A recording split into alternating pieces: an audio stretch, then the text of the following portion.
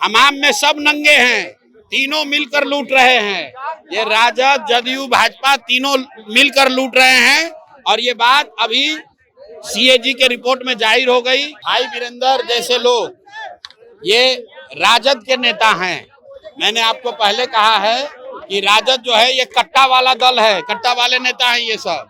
जब इनका सरकार था तो बिहार की पहचान कट्टा बनाने वाले राज्य के तौर पर, अपहरण रंगदारी वाले राज्य के तौर पर, जंगल राज वाले राज्य के तौर पर थी। इसी बारिश में, इसी गर्मी में, इसी जाड़े में बिहार के 50 लाख से ज्यादा युवा, 50 लाख से ज्यादा युवा फैक्ट्रियों में 10,000 रुपये, 12,000 रुपये के लिए अपना हड्डी गला रहे हैं। इसलिए लोग बाहर निकल कर आ रहे हैं क्योंकि उनको बिहार में बदलाव चाहिए। बिहार की गरीब जनता का 70,000 करोड़ रुपया पता ही नहीं है कि सरकार ने खर्चा कहाँ किया है, किसने लूटा, कहाँ खर्चा किया। कि हर वो नागरिक जो बिहार, हर वो व्यक्ति जो बिहार का नागरिक है उसको वोट देने का अधिकार है। सुप्रीम कोर्ट ने प्रक्रिया को रोका नहीं है, लेकिन आज शायद कहा है कि आधार कार्ड को आपको मानना पड़ेगा। और अगर आधार को सरकार, इलेक्शन कमीशन मानती है तो मुझे लगता है कि करीब करीब 99.99% लोगों का नाम इलेक्शन कमीशन के लिस्ट में आ जाना चाहिए। बारिश हो, गर्मी हो, जाड़ा है, बिहार के लोग इतने त्रस्त हैं। बिहार का एक एक युवा जानता है, एक एक महिला जानती है कि इसी बारिश में, इसी गर्मी में, इसी जाड़े में बिहार के 50 लाख से ज्यादा युवा, 50 लाख से ज्यादा युवा फैक्ट्रियों में 10,000 रुपये, 12,000 रुपये के लिए अपना हड्डी गला रहे हैं। इसलिए लोग बाहर निकल कर आ रहे हैं क्योंकि उनको बिहार में बदलाव चाहिए, बिहार में शिक्षा रोजगार चाहिए। लोग अपने बच्चों को यहीं पर रोजगार चाहते हैं, पलायन बंद करना चाहते हैं। इसीलिए चाहे बारिश हो या गर्मी हो, लोग आप देखिए कितनी बड़ी संख्या में आए हैं। वो सिर्फ इसलिए आए हैं कि वो चाहते हैं कि उनके बच्चे भले 2 रुपया कम कमाए लेकिन बिहार में रहे, बिहार में उसको रोजी रोजगार हो, उनके बच्चों के लिए पढ़ाई हो।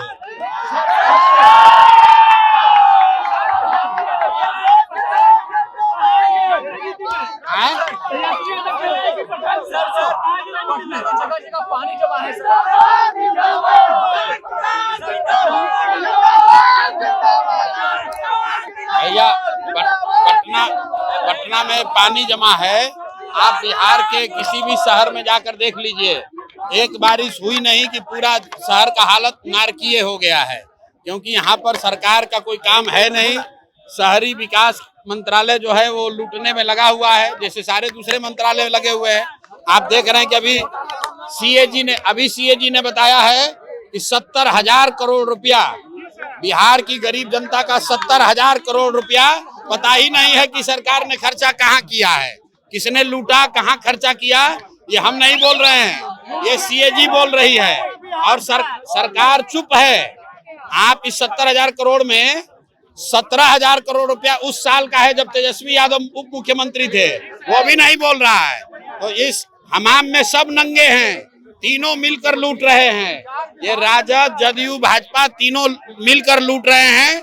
और ये बात अभी सीएजी के रिपोर्ट में जाहिर हो गई कि बिहार जैसे गरीब राज्य में 70,000 करोड़ रुपया का कोई हिसाब किताब नहीं है कि पैसा कहाँ गया, किसने खर्च किया, इसका किसने संज्ञान किसी ने नहीं लिया अभी तक।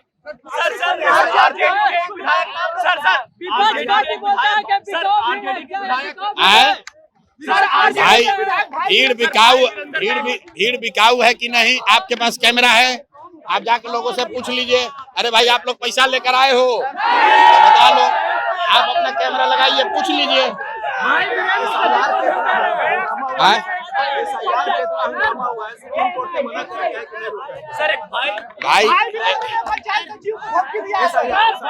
भाई देखिए ऐसा है, SIR पे हम लोग पहले से कह रहे हैं कि हर वो नागरिक जो बिहार, हर वो व्यक्ति जो बिहार का नागरिक है उसको वोट देने का अधिकार है। सुप्रीम कोर्ट ने प्रक्रिया को रोका नहीं है, लेकिन आज शायद कहा है कि आधार कार्ड को आपको मानना पड़ेगा।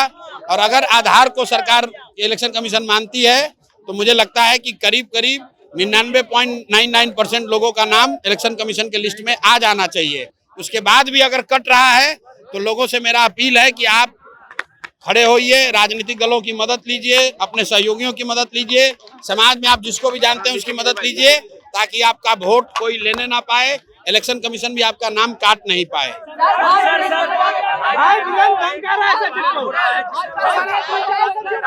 भाई देखिए ऐसा है, भाई वीरेंद्र जैसे लोग ये राजद के नेता हैं। मैंने आपको पहले कहा है कि राजद जो है ये कट्टा वाला दल है, कट्टा वाले नेता हैं ये सब। जब इनका सरकार था तो बिहार की पहचान कट्टा बनाने वाले राज्य के तौर पर, अपहरण रंगदारी वाले राज्य के तौर पर, जंगल राज वाले राज्य के तौर पर थी। तो आप इनसे सुधार की अपेक्षा नहीं कर सकते हैं। ये जीत कर अगर गलती से भी आ गए तो फिर से वही करेंगे जो इन्होंने पहले किया था।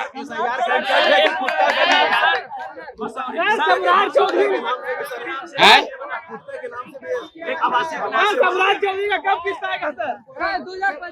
भैया